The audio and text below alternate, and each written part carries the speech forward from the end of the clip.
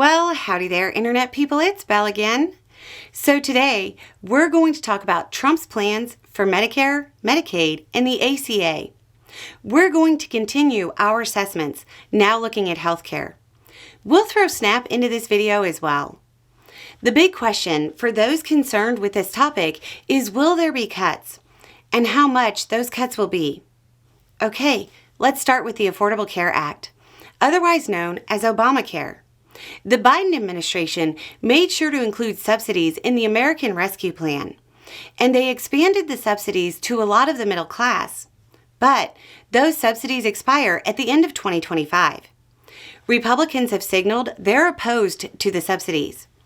According to the Congressional Budget Office, if the subsidies aren't extended in the year after they expire, more than 4 million people will lose their health insurance because they won't be able to afford it. Others will have to pay more. Even without the promised concepts of a plan by Trump, the ACA will likely take a hit.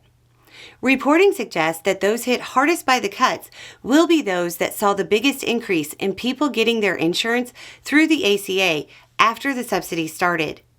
Very red southern states. When it comes to Medicare, Trump promised not to cut it. However, it does seem very likely that Trump will accelerate the privatization of Medicare through Medicare Advantage plans. There's been a GOP push to let private insurers run Medicare since the mid-90s. That's likely to continue and accelerate. On to Medicaid. It's definitely on the chopping block. How do we know? Because he tried in his first term to make major cuts.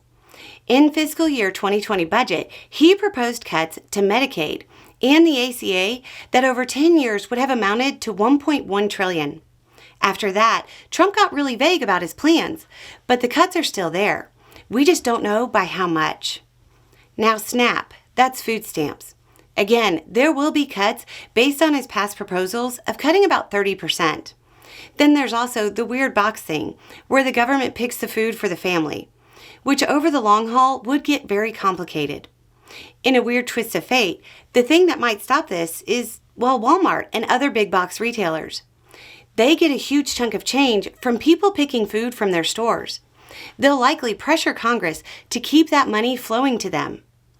Overall, Trump's plans for these programs are not great for those who use them. There are a few Republicans in Congress who stood up to the cuts in the past, and some of them are still in office. Those Republicans understand how much their states or districts rely on these programs and how, despite the rhetoric, their voters need them.